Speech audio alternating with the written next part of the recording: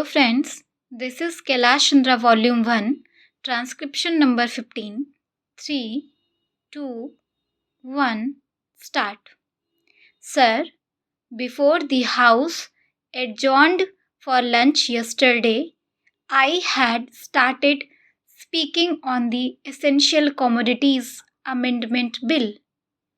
I have got here with me the bill as introduced. In the statement of objects and reasons, the government pointed out that in certain cases it might be necessary for them not to avoid punishment prescribed in the law as it exists at present, but to forfeit a part of the deposit. This relates to minor offences under the Essential Commodities Act. I can quite understand this, and generally, therefore, nobody would oppose this thing. But the question that I wish to raise in this connection before the House is the manner in which this act is being implemented by the government and also by the state governments. I mention the state governments because here is a measure which is sponsored by the Ministry of Food and Agriculture, and in regard to many aspects of which I believe the central government has concurrent jurisdiction, but much is left to the states. Our experience has been, especially in the state from which I come, namely West Bengal, that this act is not implemented properly by the state authorities because of various connections of certain people high up with the business and others indulging in speculation, holding, and so on. The result has been that whatever should be done had not been done. The central government has got powers under this act to make rules, to give directions to the states, and to supervise the manner in which the particular measure is administered by the states. We found that much that should have been done was not done. What is the use of talking about punishment of the small fry? Certainly, if they are guilty, they have to be punished, and the smaller the fry, the minor should be the punishment. I agree there, but the point is that the act is not properly implemented. We should like to know from the government as to how many cases have been started under the Essential Commodities Act. We know that food grains had been hoarded, speculation had been indulged in, stocks had been removed from one state to another, surreptitiously by unfair and illegal methods. These should have attracted the attention of the Essential Commodities Act. The act was passed in this parliament with a view to putting a check on speculative rise in prices. When it came to the question of practical implementation of this measure, we found that the government had failed. Now, government should say something about it.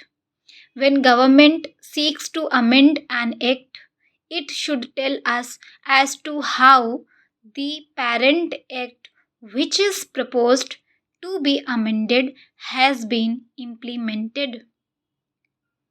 Is it the contention of the government that difficulty arises because this particular provision is not there in the act? Our government in trouble because they do not know how to deal with the smaller fries? Or is it because that those who are supposed to administer this measure at the state level, at the district level, have thought it fit to ignore it, have thought it fit to bypass it? If any measure of the central government was needed for controlling the price of food grains and ensuring the supply of essential commodities to the community, it is the Essential Commodities Act. I would like the minister to say something on this. I know that he was not here at the time when we passed this measure, nor was he there when the Essential Commodities Act was bypassed by many state governments.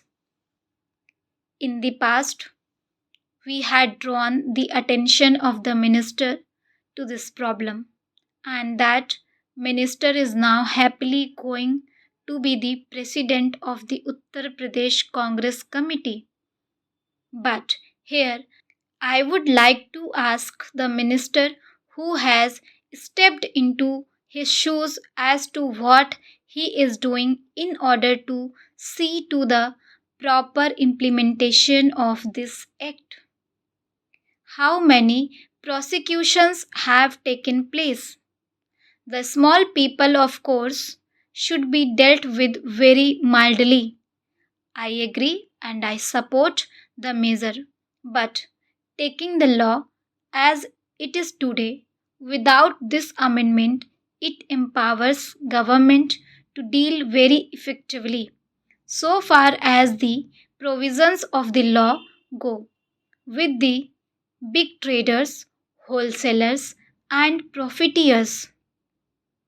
I would like to know as to how they have dealt with them.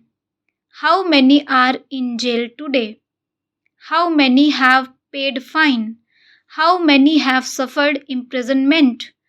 How many licenses have been cancelled as a result of malpractices, corruption, profiteering, and so on?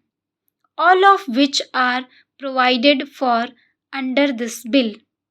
We are entitled to know. Take us into your confidence in regard to this matter. I say, from whatever knowledge we have, that very few have been prosecuted under this act. If it is so, it is not because our black market trade has suddenly become white market trade, or those impious people have suddenly become virtuous with the succession in the office of the food minister by a new full stop. Thank you.